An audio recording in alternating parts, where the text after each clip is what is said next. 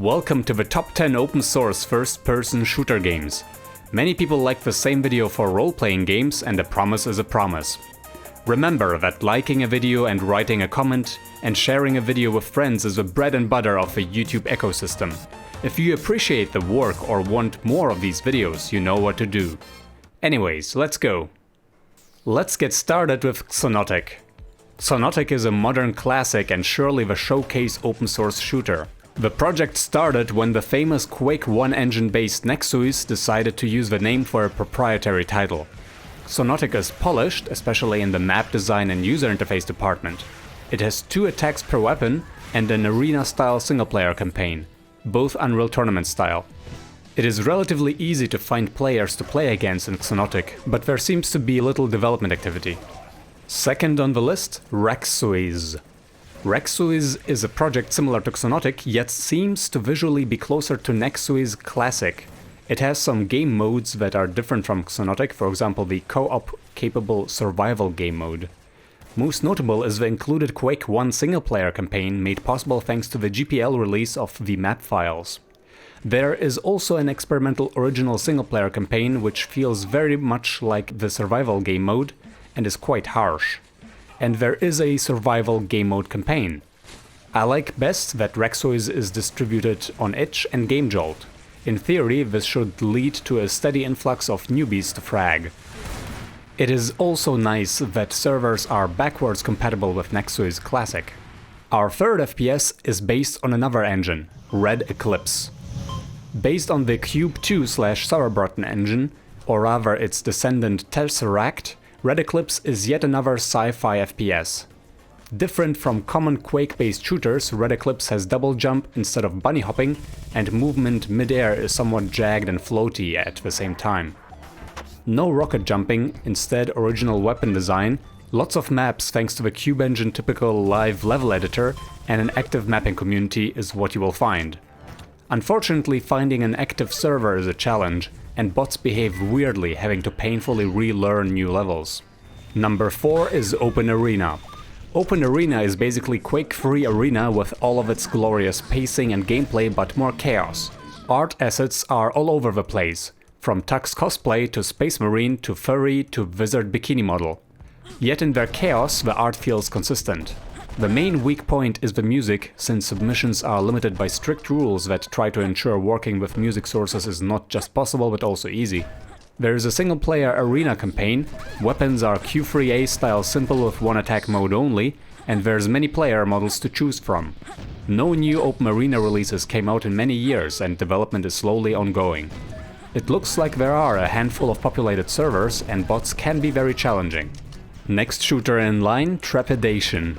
Technologically, Trepidation is some steps back from Open Arena, as you cannot even set a common 1920 by 1080 resolution in the settings and have to use the console. Technically, Trepidation is very much unfinished, having quite a low version number. It is in development and it has a unique game mode that seems to land from Tremeloes, more on Tremeloes later, but has a much higher pace of gameplay. The main game mode mixes base building with team deathmatch, and heck, let's name drop domination as well. Trepidation game mode is the name giver of Trepidation the shooter. 3D models are original insects and robots, yet look very lo-fi. Weapons have original designs and configurations. I have not had the pleasure of testing this against human players. It can be quite fun against AI, however. Number 6 is good old Tremeloes. Marines shooting aliens eating marines, classic. Quake-free engine-based Tremeloes has some amazing original asymmetrical gameplay and art assets and maps. Let me share you a secret though, I never in my life got into knowing what I'm doing when playing as an alien.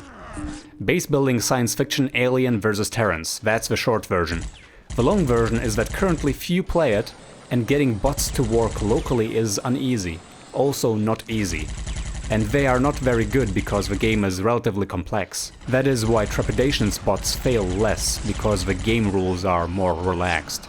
I was ready to announce in this video that Tremeloes is dead, but then I finally found the latest development release, which is more or less hidden on an unsecured third-party website. Oh, the joy of open source projects with missing web admins. Tremeloes is dead, long live unvanquished. Number 7. Unvanquished is Tremeloes, but with fantastic graphics, easy to use bots, and some game rule changes. Did I mention that the graphics are fantastic?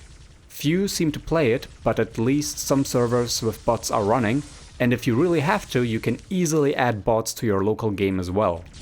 Unvanquished definitely wins on the ease of getting bots in the game side of things right now. It has more detailed textures and 3D models, requires more processing power unless toned down, and development seems to be more active than Trems. We are getting now to smoking guns. So you're some kinda computer machine using game playing sort of fella and you think you can just get away with that, don't ya?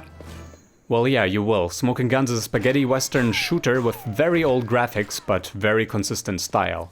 It might be quite hard to find human players. However, bots do well in normal free-for-all in this Quake-free engine-based title. There might be hope for Smokin' Gun's future as well. An upgrade to Daemon Engine and use of open assets only is a Smokin' plan. Hopefully this will become a Smokin' reality. Numero 9, Sauerbraten. Sauerbraten is the Cube 2 engine-based shooter. It's simple and fast, and maps are fast to edit as well.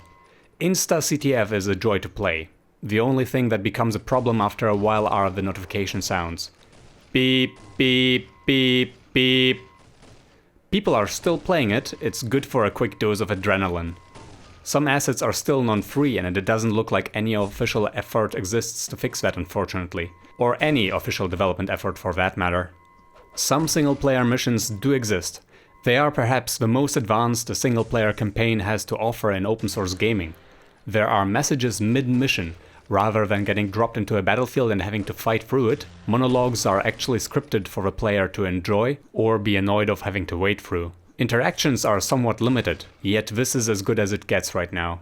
Time for Freedom and Blasphemer.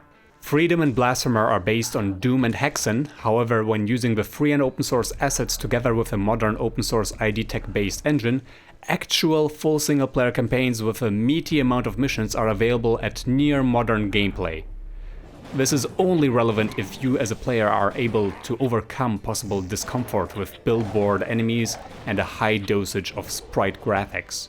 When I realized that mouse look and standard FPS controls are possible to configure easily, I found a large amount of fun in this. My personal preference leans towards Freedom over Blasphemer. Give the video a like if you found something new to try. Now let's look at some of the games that did not make it into this list. Tesseract is gorgeous, but has extremely simplistic gameplay with only 2 insta-style weapons and only one, albeit very good-looking character model. Action Cube has excellent gameplay, but the art assets are explicitly freeware only. To my knowledge, no other open-source game came closer to a kind of classic Counter-Strike feel, though. Warso is gorgeous and innovative, with focus on movement, which I never ever came close to mastering. Before stagnation of development, there was an internal effort to free up media. However, it does not seem clear which assets remain non-free. Alien Arena has a nice consistent theme, however entirely proprietary art assets, making it freeware. The Aleph 1 games based on the open source Marathon engine are freeware at best. On top of that, while the gameplay seems interesting enough, the inaccurate 3D engine is not something many people can get used to. Paintball 2 is innovative in the sense that it is based on non-violent real-life paintball. However, server code appears to be closed, assets are probably as well. Urban Terror is a fun game, but the art assets are closed, as is the game mod code to my knowledge. Currently the team is working on a proprietary engine-based successor. Let me know in the comments if I missed any worthwhile games, or if there is a specific type of first-person shooter people in the open source community would be best served to work on. Hit the subscribe button if you haven't yet. I will see you in the next video.